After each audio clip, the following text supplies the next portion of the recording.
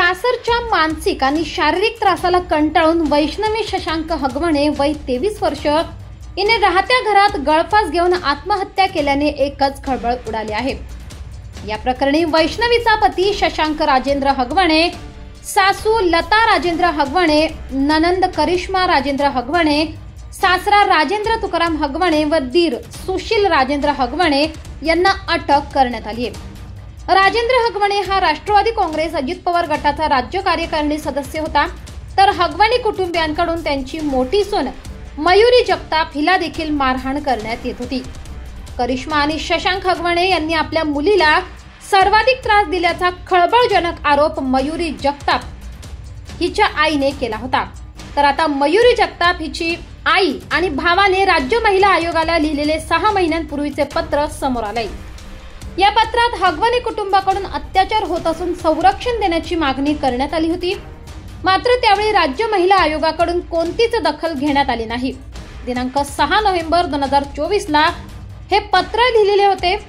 मयुरी जगताप हगवणे हिला तिच्या सासरच्यांकडून छळ केला जात असल्याची तक्रार देण्यात आली होती, मात्र राज्य महिला आयोगाच्या अध्यक्षा रुपाली चाकणकर यांनी यावेळी दखल का घेतली नाही असा प्रश्न आता उपस्थित केला जातोय।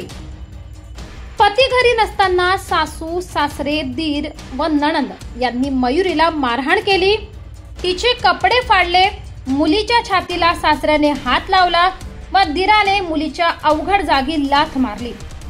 तुला मुलगा होत नाही तर आमच्याकडे ये या भाषेत मुलीला शिवीगाळ केला। हे सर्व होत असताना मुलीने मोबाईल मध्ये रेकॉर्डिंग चालू केलं होतं। हे कळताच तिचा दीर शशांक राजेंद्र हगवणे यांनी तिचा मोबाईल हिसकावून पळ काढला। मुलगी मोबाईलसाठी त्याच अवस्थेत त्यांचा पाठलाग करत होती। ही घटना सीसीटीव्ही मध्ये रेकॉर्ड सुद्धा झाली आहे। अनेक गोष्टी आहेत ज्या अर्जात नमूद करता येऊ शकत नाही। आमची विनंती आहे की आमच्या अर्जाची तात्काळ दखल घ्यावी व आमच्या असहाय्य कुटुंबास कायद्याद्वारे संरक्षण देऊन आमच्या मुलीस न्याय द्यावा ही नम्र विनंती असे पत्रात नमूद करण्यात आले आहे।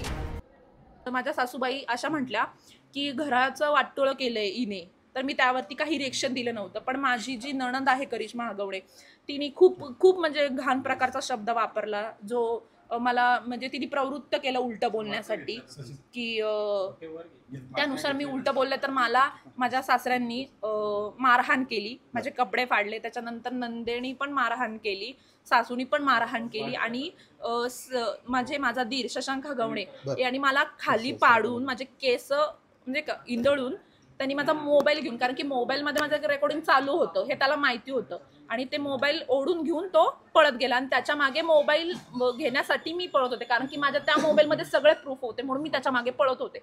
पण त्याच्यानंतर तो पुढे जाऊन तो गाडी घेऊन पळून गेला तिथून। तुम्हालाही त्रास व्हायचा? पोलिसांमध्ये तक्रार दिली होती का तेव्हा? पोलिसांवर काय प्रेशर असायचं का? कारण करिश्मा हगवणे यांनी राज्य महिला आयोगाला मेलद्वारे तक्रार केली होती आणि त्याच दिवशी ओमराज जगताप यांनी राज्य महिला आयोगाला मयुरी हगवणे यांच्यासाठी तक्रार दाखल केली होती। एकाच दिवशी दोन्ही तक्रारी ह्या राज्य महिला आयोगाला आल्या होत्या। 6/11/2024 ला काही तासांच्या फरकांनी या दोन्ही तक्रारी राज्य महिला आयोगाला आल्यानंतर 7 तारखेला या दोन्ही तक्रारी या पौड पोलीस स्टेशनला पाठवल्या होत्या, ज्या बावधनकडे वर्ग करण्यात आल्या आणि यांच्यावरती कारवाई करावी अशा सूचना करण्यात आल्या। त्या अनुषंगाने 7 तारखेला दोन्ही FIR दाखल झाल्या।